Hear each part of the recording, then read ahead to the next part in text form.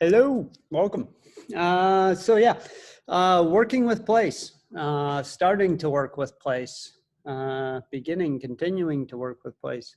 I'll talk more about illustration tomorrow, but yeah, and I won't get into it. I won't get into the illustration part of it too much because I'll actually just do it in front of you. If you're here, and following this link, it's because I said watch a painting demo. So yeah, if you have watercolor paints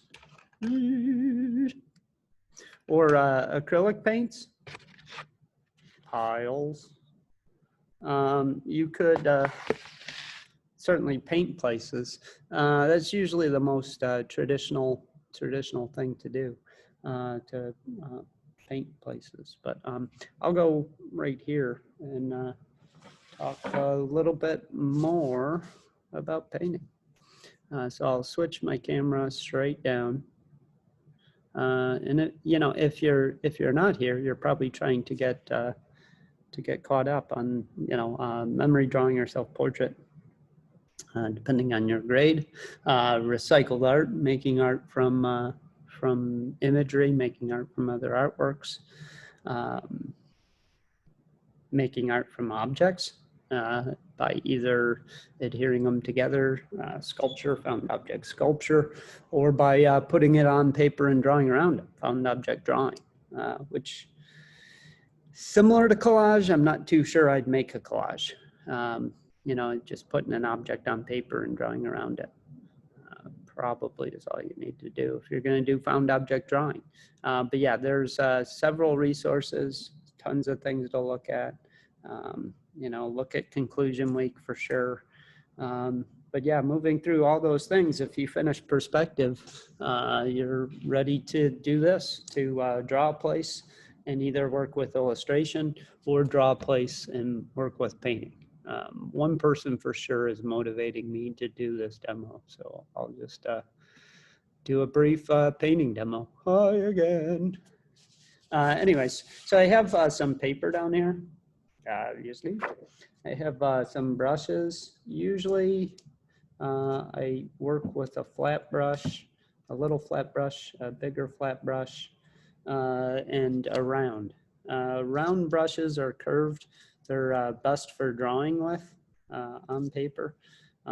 Smaller brushes, smaller flat brushes, and the flat brushes, excuse me, are just best for blending and blending paint. So working through this, if I do recommend this, so I'm just going to go with my own recommendations. If you working from an image, so I have paper over this paper so I don't get paint on my nice prairie table here. Just newspaper. Definitely protect your space. But since I say get a drawing going first, I'll do that too for my little demo. So just something to separate the ground and sky, horizon line. It's pretty light. And then water coming in. So I'm just going to do something fairly basic for sure for my painting demo. And this will work with acrylic paint, watercolor paint. Usually the thicker the paper is, the better off you'll be for sure. But I'll just copy my own drawing real quick for the other material.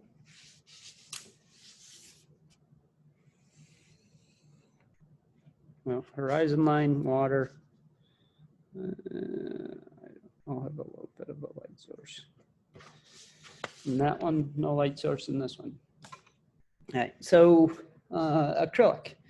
I have a brush basin for my acrylic paint. I'm going to use this for watercolors. Any kind of cup would work, just something to hold water for sure. Watercolor paint and acrylic. The most important thing you could do is have um, water for sure. So before I begin to paint, I'm going to have to set up a range in my hues. So hue is how dark or light a particular color is. I accidentally got a little yellow in that one, so I'm just going to take out yellow paint. And I'm using a smaller brush. Initially, I probably should use a big one. But this is the brush I'm going to draw with, so I really don't want to spend tons of time mixing the palette with this brush. So I'll just set it in water. I'm going to use that one so I could just switch to watercolor fairly quickly with my cup. Yeah, big flat brush. Usually when I blend or mix my colors together, I use the biggest brush or a palette knife, which I'm certain I'm just going to use a brush because it's probably more likely what you have. But I have blue with white set right next to it. It's really important with acrylic paint that you mix color together, because when you don't, you just have to overlap and overlap and overlap. So the more you kind of change it from what the store gives you, the better off you'll be. And you don't really want to paint with these are the canned colors that a store has given you, because there's nothing original there. Like aside from making the paint like in the viscosity, the sheen, and how thick it is, aside from making it be less translucent, less see-through, it just looks better. So I'm going to take my big brush. I'm going to go into just a little bit of white. I'm ultimately going to leave this for my standalone white. And I'm going to go into my dark blue just to make it a little bit lighter. And just mixing the white around. I'm going to go around the outside, but I'm going to keep brushing the paint right back into the center so that the majority of my paint is there. I'm going to grab a little bit more white. That didn't lighten as much as I wanted it to.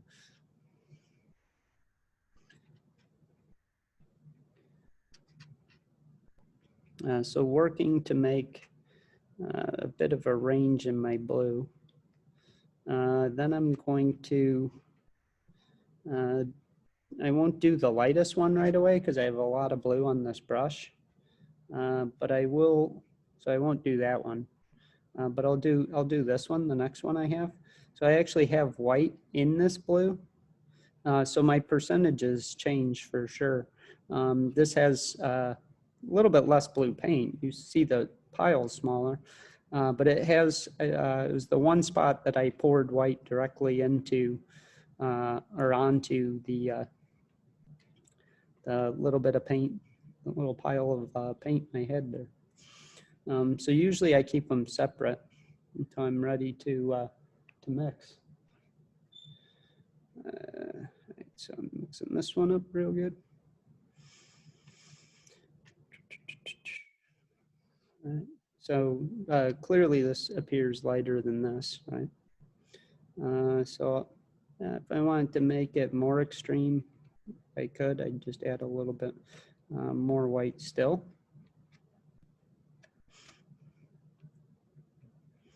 And you see I have this, and whatever you're mixing on, this is just like a food container.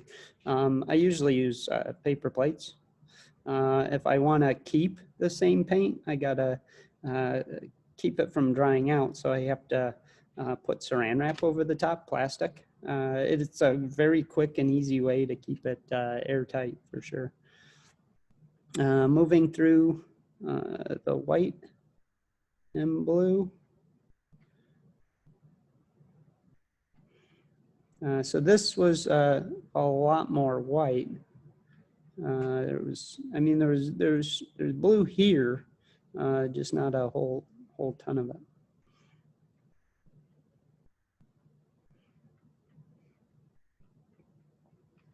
So going through with blue and white, I'm tint is actually the word. I'm tinting. I'm creating different tints of medium blue to lighter blue. So there's a range of my hues for sure. And this is what I'm going to use. These three colors are what I'm going to use for my sky, for sure. Before I put this in water, I have a lot of, whoa, not good. I have a lot of paint on it. So that paint would give me blue water, or I could just take any paper towel, wipe off the paint, and then I set it in my water. So I'll set this off to the side, and then I'll think about the beach, what I'll want to have going on in the shore, the sand. So this yellow is way too bright and intense to be realistic sand. So I'm going to take, so I get a little bit of green, right? If I, excuse me, if you mix blue and yellow together, that's certainly what you get, secondary color green. I'm going to throw away this paper towel.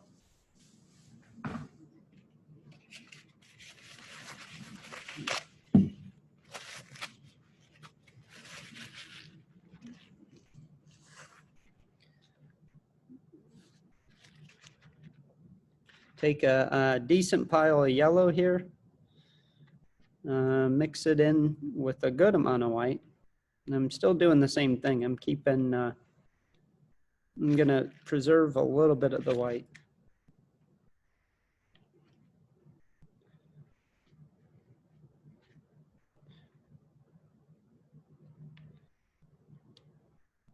So it's still pretty bright yellow. I have the brown here. That'll certainly darken the color. And so I don't know that I want to use all of it right away. But let's see if I could get this closer to what I think sand should look like. So I'm going to try and find my base sand color.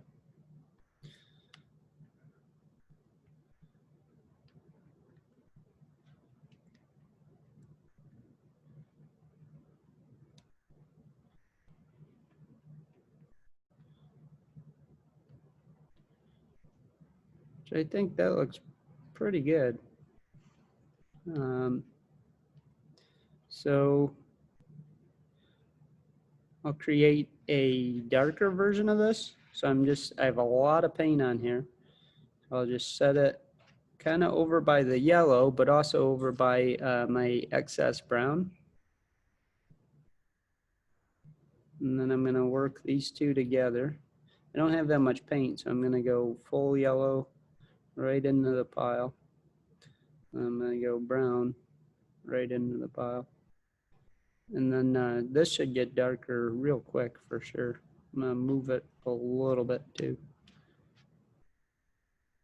And then I'm kind of just mixing this together in the corner of the food container. Oh, not in the video, sorry. Go through this pretty quick.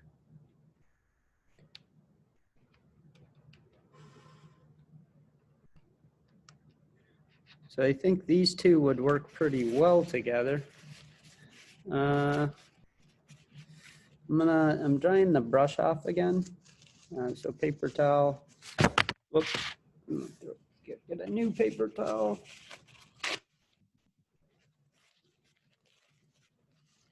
I'm getting a lot of I'm drying the brush, and as I'm doing it, the yellow and blue are mixing together and giving me green on the,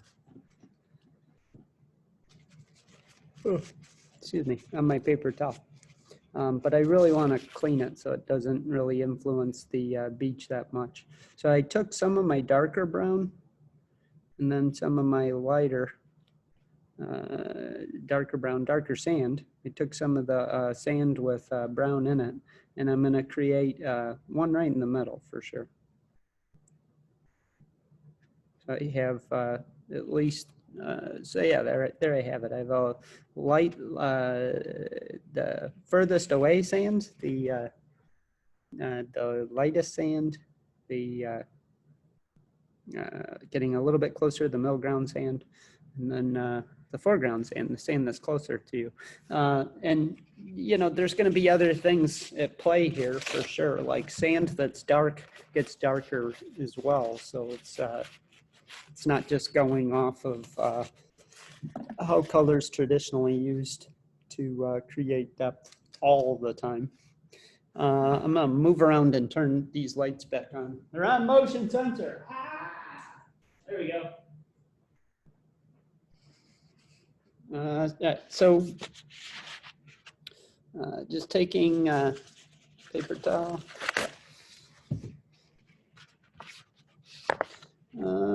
Looking at my brush, I think I'll just do the sand first. So starting, I'm actually gonna put a little bit of this darker brown down, the foreground sand.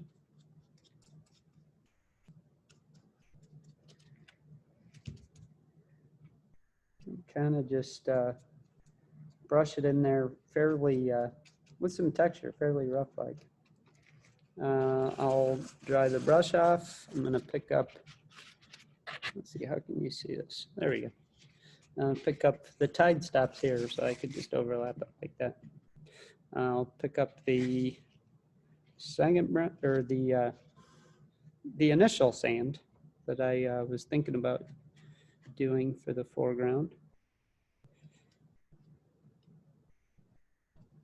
Work to just establish that fairly quickly, some texture. So now I'm going into the brown,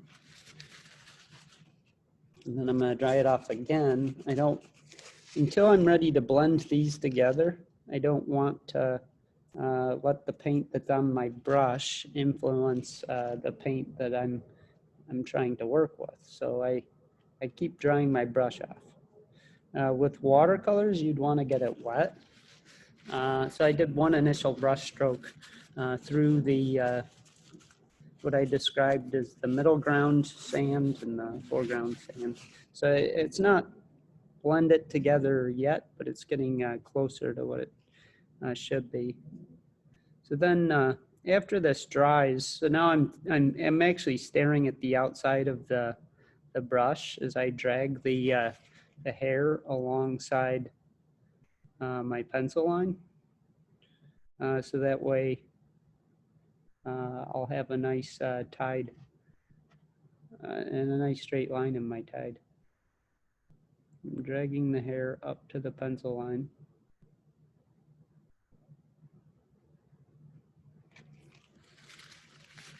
And there we have it. So I'm going to dry off the brush again. And now I'll focus on blending. So I wouldn't want to start at the darkest area, because I would influence the lightest color. And I wouldn't want to go from here to here right away, because then I would make my foreground sand, the darker sand, the sand that's closer to me, also appear you know, too light. I'd ruin it essentially. So I'm using just one side of the brush. So I have the brush kind of turned and angled a bit. So I'm working initially mostly with the lighter sand color. And then I was just going back and forth. Now I'm doing the same similar sort of thing, but I'm being fairly aggressive with how I move the brush so that I can kind of preserve some of the texture that I have there. So I have to do something to my brush because it's taking a lot of the other colors. It's really lightening up the sand, I think, too quick. I'm just going through, darkening part of the foreground sand.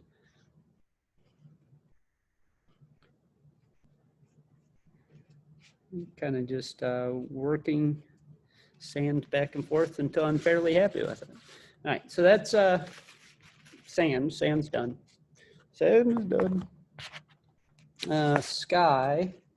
I'm gonna dry this brush off, get it in the water for a good soak. I could keep using the same brush. No, I probably should.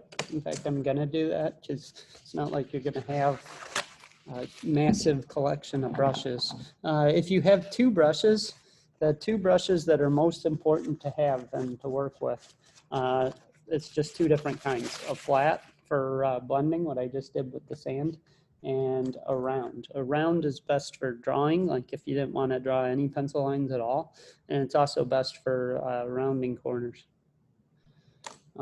But yeah, this is the best brush for flats are usually the best brush for blending.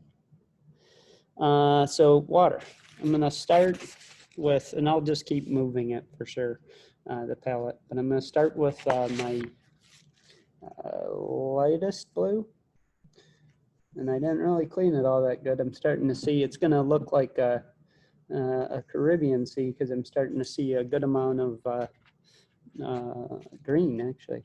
I didn't clean the brush off enough, so a lot of the yellow from my initial sand work is still on the painting.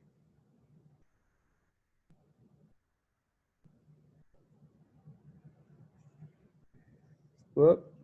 So I'll have to go through. I think I'll just let's see if I could just fix it with my my sky. So I went out, fix my horizon line. I went out past my horizon line. So I need more paint, so I turned the brush the other way, and I'm kind of just brushing the paint that I've already put on the paper around to pick some of it up. So I'm doing what I did on the tide. I'm being pretty careful and dragging it up, dragging the paint up to the line. I'll just fix it with, I'll fix the horizon line with the blue I already have.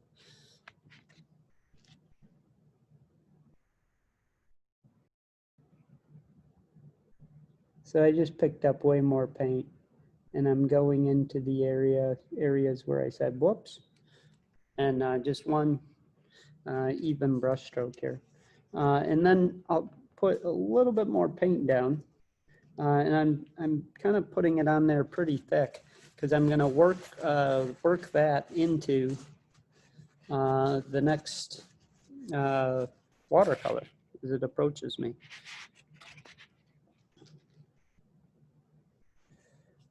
So just going, I'm reaching over and holding this paper so it doesn't move. You know, once you start painting too, it probably should stick to your newspaper a bit, and it would be dramatically easier.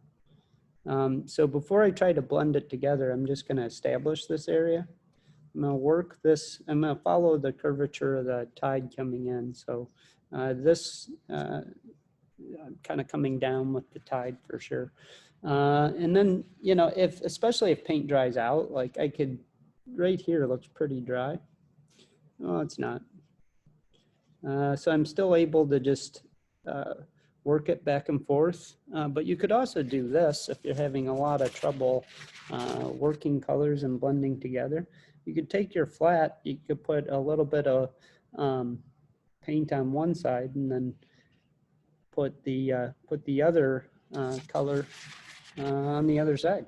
It's pretty simple way to just establish what blending is what this is called. You could do dry brushing too.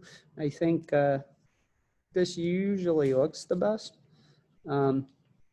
You just have to be quick with it for sure. So this, look at that. This is my blue and it's dry already. So to work these two colors together, I have to establish this again. Before I do, I'll establish my dark blue, but you'll see I won't be able to blend at all and with it until I get the the lighter, the medium blue hue established. Whoop. So staring at the tide, I'm kind of following the pencil line. At some point, you know, even your pencil lines, you know, they're just guidelines. I don't know how paint covers most things for sure. So with respect to your parents, you want to put newspaper down so it doesn't cover and stay on whatever surface you're painting on. But out of respect to your drawing, you know, just understand that it's, you know, the lines that you have established, they're just guidelines, initial guidelines to tell you where you're going to drop what color, you know, and how it might look. So I established my darker blue hue. I'm drying my brush off, and then I'll just do the same thing. I'll just load up one side with one color, and then the other side with the other color. Have it there. Now, if you're curious what it's going to look like, just paint it off your project for sure. But just working these two together. So I have some blending established. It appears a little bit like I have some texture established. For the sky, I would do, I'll get rid of some paper towels. For the sky for this thing, I kind of am going to do the same thing, just turned and opposite for sure. So I establish, I'm actually going to use some white initially. Whoop.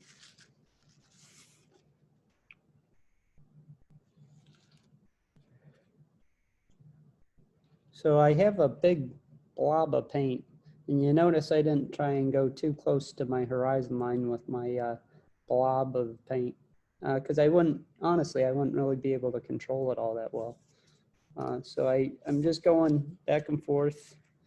I'm going to establish an even sky first, and now I'll try for my straight horizon line. I ran out of paint, so I pulled away from the horizon line, rotated the brush, going back, whoa, going back into the sky that I have established.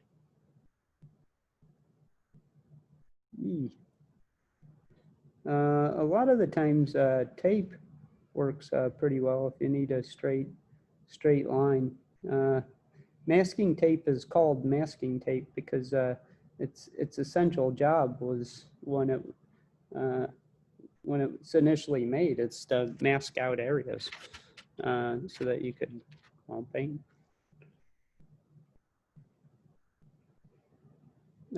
More so than the hold stuff. I think everybody knows that, like masking, you use masking tape to adhere things together, which certainly that works too. But that's essentially why it's called masking tape, to block out an area. Of the sky established a little bit. I'm working my first blue hue, and I'm actually just going to use this to create the rest of the painting because I think this looks pretty good. I'm just going to go back and forth fairly quickly, and then while this thing's wet, I'm going to take my round brush and white and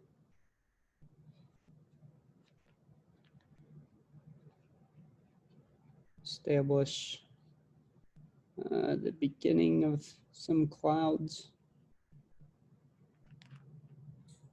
No. So my motion sensor shut me out again. Nobody's in here moving around. It just goes out.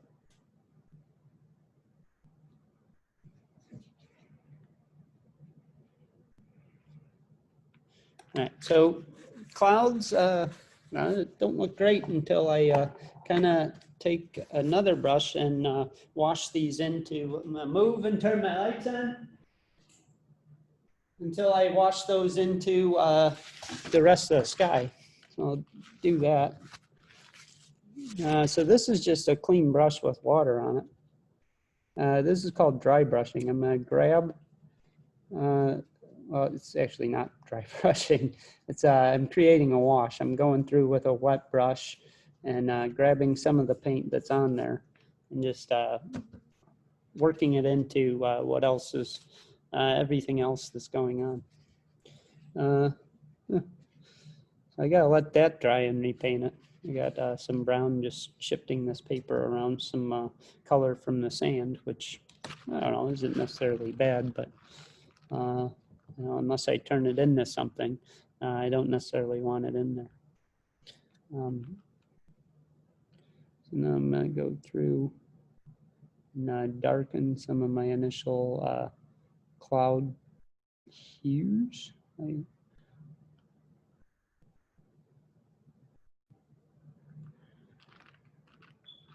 And then just like drawing,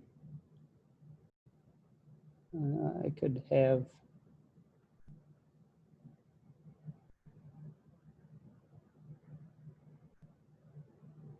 some evidence of tide action. I'd have white on top to be almost like the foam of the tide, and then I would come through with I actually use the newspaper. It's underneath to dry it off. I'd come through with a darker color and establish like the shadow underneath. Underneath the little wave that's in my foreground. So this blue will look way too dark until I wash this into the water that's already there. Then take the round, set it in water. I've been using this as my wash brush, but you might not have two. So I'm going to take my flat. I'll go right back into here. Dry this off. I'm just going to get it wet again. You don't need, whoops. Don't carry your brush over your painting. You get water on it. I'm working fairly quickly. And there I have it. So I'm going to use the blue that I have on my brush currently. I don't like that. I don't really like that up there. So just getting rid of it. I'll dry off my brush. See what's happening with the brush on the newspaper. And you got to go quick to do that and just brush it away. I'm going to hit all the areas that I dripped water on real quick accidentally. So the painting looks good. And then my, that's just from my finger, I bet, holding the painting. And go through.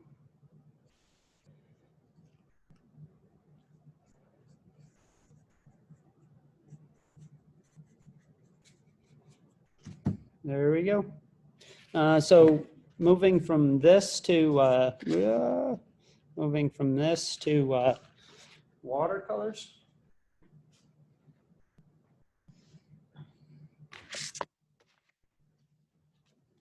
So I'm supposed to be in gym right now with Miss Crow, so I'll be going pretty quick with watercolors.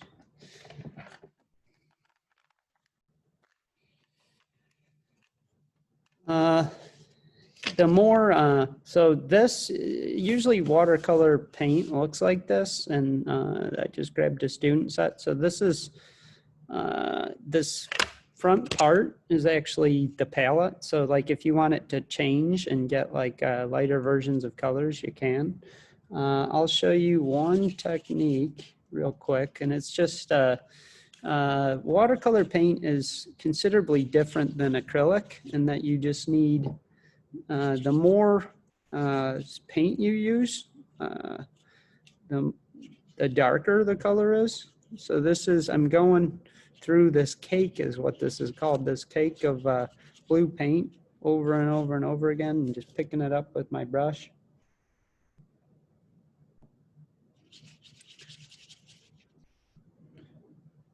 To get like my my darker blue established. So some of the paint is coming off of the brush. But watercolors are also called that because you could begin painting with your water. I don't know if you can see this. The level that the water was at, it's like right, it's like not that much water in this cup. But I could, even when I take this brush and get it in here, I could have, a light, it's going to be pretty light blue, right? I'm going to have pretty light blue paint that I could also make even lighter by just adding more water to the cup. As I go from the bottom to the top, I'm starting to lose some of my paint. And then here I'm just using straight water approaching the horizon line.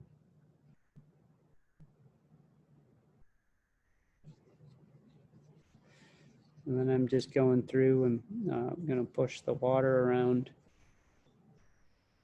and then the paint around. With watercolor paint, you have a, this is a cool material because you can keep overlapping probably easier than you can and build the depth of the painting with overlapping color layers on top of layers, and it usually looks better and better the more you do it. So in that regard, I think it's better than acrylic. Personally, I prefer acrylic, but it's working with whatever materials you have. In class, I'm talking about colored pencils for sure to get it done. Usually landscapes and painting, documenting place, color's pretty important for sure. If I did something that I don't want, we'll just say that I don't like it too much. This is called dry brushing with watercolor paint. Kind of just gets rid of mistakes. So I'm just taking water and it just gradually lightens them. I'm just taking water and brushing through my paper, and then I'm going to dry the brush off real good and start removing the water.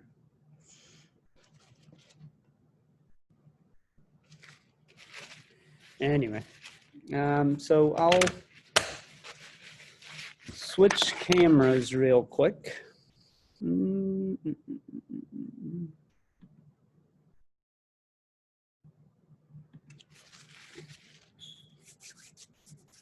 I'll show you I'll show you a palette bigger than those, because the painting's kind of bigger. But that's a big, massive palette on like a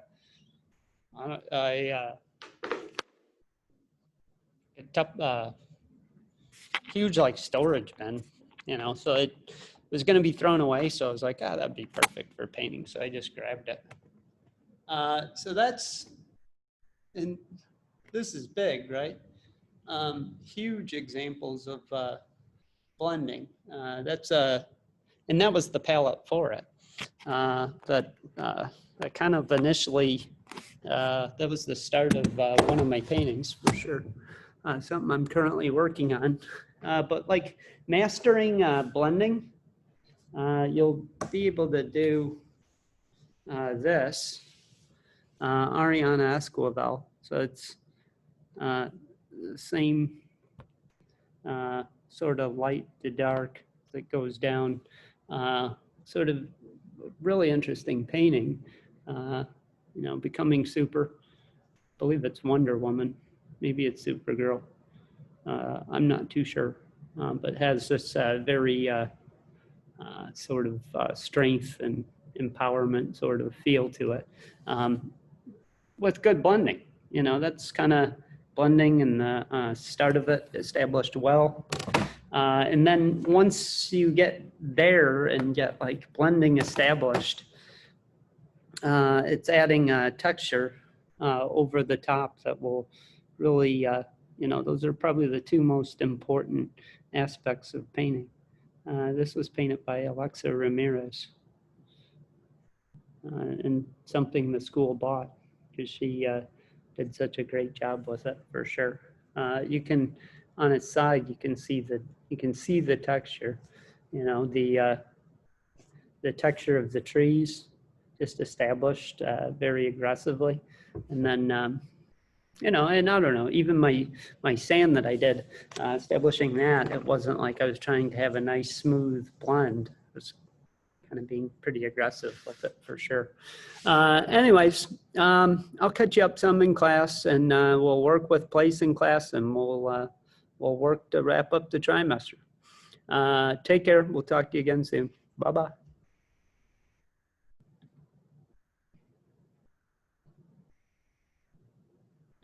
Oh, I gotta stop it. I didn't stop it right.